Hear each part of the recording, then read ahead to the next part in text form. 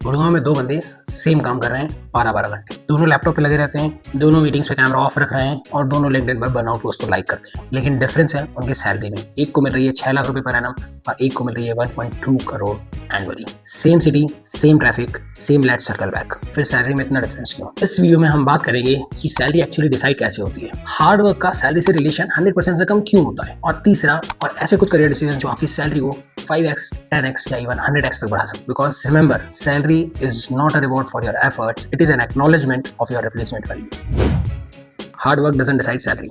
अब सबसे पहले एक बहुत बड़ा सच, हार्ड वर्क आपकी सैलरी डिसाइड नहीं करता, क्योंकि अगर करता होता तो हमारे देश में सबसे ज्यादा रिच होते डिलीवरी बॉयज, कंस्ट्रक्शन वर्कर्स या फैक्ट्री लेबर्स। बट ऐसा है नहीं, because hard work doesn't decide your salary. Market पे करता है लेवरेज को, स्कैसिटी को, बिजनेस इम्पैक्ट को और आपकी रिप्लेसमेंट वैल्यू को। कॉर्पोरेट वर्ल्ड में एक बहुत फेमस मिथ है कि आप अपना हार्ड वर्क करते हो, कंपनी नहीं देख रही है, कंपनी किसी का नहीं देख रही। बिकॉज रियलिटी में companies are meant for profit, they are looking at ROI, they are looking at return on investment. आप उनके बिजनेस में जितना ज्यादा कॉन्ट्रीब्यूट करोगे, आपकी सैलरी उतनी ही बढ़ेगी। याद रखना, यू आर अ प्रोडक्ट। याद रखो, अगर तुम्हें सैलरी की साइंस को समझना है तो ये मत सोचो कि यू आर एन एम्प्लॉय।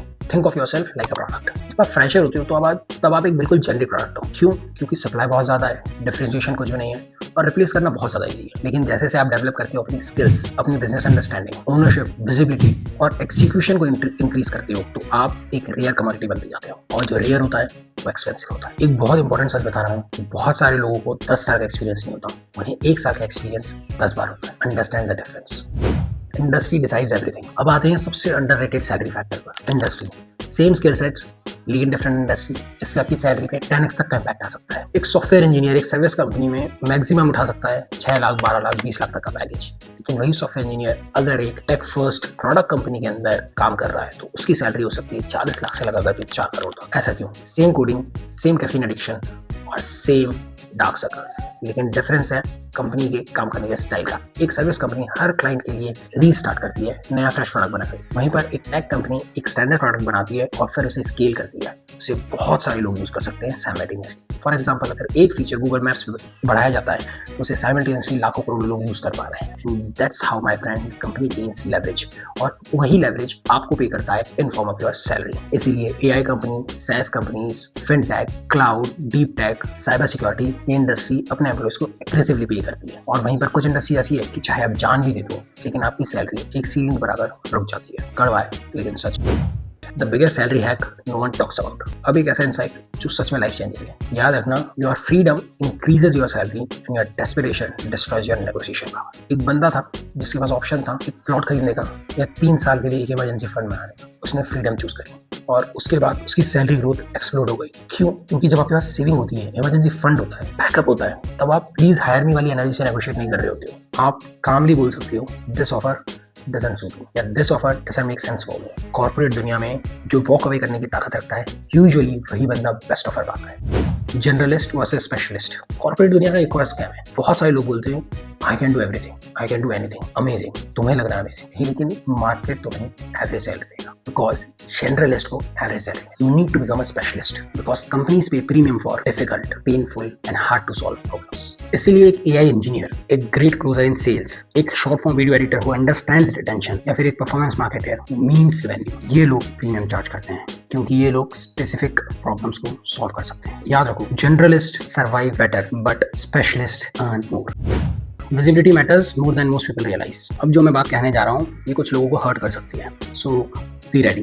याद रखो, सिर्फ अच्छा काम आपकी सैलरी को डिसाइड नहीं करता, विजिबल इम्पैक्ट करता है। अगर तुम चुपचाप अपना काम कर रहे हो लेकिन किसी को पता नहीं चल रहा कि तुम क्या कंट्रीब्यूट कर रहे हो, कैसे कंपनी तुम्हारे कारण ग्रो हो रही है, कंपनी के टारगेट्स को तुम कैसे अचीव करने में हेल्प कर रहे हो, तो nobody will appreciate your efforts. इसीलिए बहुत सारे टैलेंटेड लोग अंडरपेड रह जाते हैं। वो चुपचाप काम करते रहते हैं, वो अपने काम को दिखा नहीं पाते, मार्केट नहीं कर पाते, वो सही स्टेक होल्डर से कनेक्ट नहीं करते हैं, अपने बिजनेस इम्पैक्ट को डॉक्यूमेंट नहीं करते, प्रोपोगेट नहीं करते। और वहीं पर कुछ स्मार्ट लोग जिनकी डिलीवरी शायद एवरेज है लेकिन वो विजिबल है, स्ट्रेटेजिक है, कम्युनिकेट करते हैं और लीडरशिप को उन्हीं की लैंग्वेज में समझाते हैं। उन्हें ही मिलती है बेटर सैलरीज। इसलिए याद रखो, कॉर्पोरेट दुनिया में परसेप्शन बोनस एग्जिस्ट करता है। पेनफुल बट सच्चाई है। The truth of job searching. अब आते हैं मोस्ट डेंजरस टॉपिक पर, जॉब स्विचिंग। एक एक्सट्रीम है एक बंदा जो हर 8 महीने में जॉब स्विच कर रहा है, वहीं पर दूसरा एक्सट्रीम है 10 साल तक एक ही कंपनी में, एक ही क्यूबिकल में, एक ही सिस्टम पर काम करने वाला बंदा। दोनों डेंजरस है। Switching is important but strategically switching is more important. तो स्विच करो लेकिन एटलीस्ट 3 to 5 years रेलेवेंट हो, क्योंकि हमेशा याद रखो outside market will value you more aggressively in comparison to your existing organisation. लेकिन वहीं पर अगर तुम्हारा रेज्यूमे कम और टेंडर हिस्ट्री ज्यादा लगने लग जाता है तो then there will be problem for you, क्योंकि कंपनी सिर्फ टैलेंट ही नहीं देखती, स्टेबिलिटी भी देखती है, कमिटमेंट भी देखती है। क्वेश्चन ये नहीं है कि how fast you can switch, question ये है कि did you stay long enough to create measurable impact. Here lies the big difference, the end game. तो याद रखो सैलरी रैंडम नहीं है, सैलरी एक्चुअली में एक मल्टीप्लायर है। Right industry, right timing, right positioning, right skills, right visibility और right negotiation का होता। और ये सब ऐड नहीं होते हैं, मल्टीप्लाई होते हैं। अगर इनमें से कुछ भी जीरो है तो एंड रिजल्ट जीरो ही होगा। इसीलिए कुछ लोग 15 साल के एक्सपीरियंस के बाद भी 15 लाख पर अटके हुए हैं और वहीं पर कुछ लोग 10 साल में करोड़ में पहुंच जाते हैं, वो भी शायद सेम इंटेलिजेंस लेवल और सेम टैलेंट के साथ। उनमें डिफरेंस क्या है? उनके करियर डिसीजंस। और शायद ये realisation your salary is not reward for your loyalty, your salary is not a reward for your hard work. It is a market calculation of your leverage, your scarcity and your replacement value. अगर आप सिर्फ hard work optimise करोगे तो आपको मिलेगा burnout, लेकिन अगर आप वैल्यू क्रिएशन को ऑप्टिमाइज करोगे तो आपको मिलेगा वेल्थ क्रिएशन का मौका। इसका डिफरेंस समझना बहुत इंपॉर्टेंट है। If this video has help you please subscribe us. तो गाइस इस चैनल पर हम करियर और मनी के वो फंडे डिस्कस करते हैं जो कलीग्स, कंपनीज या फिर एचआर कभी नहीं बताएंगे।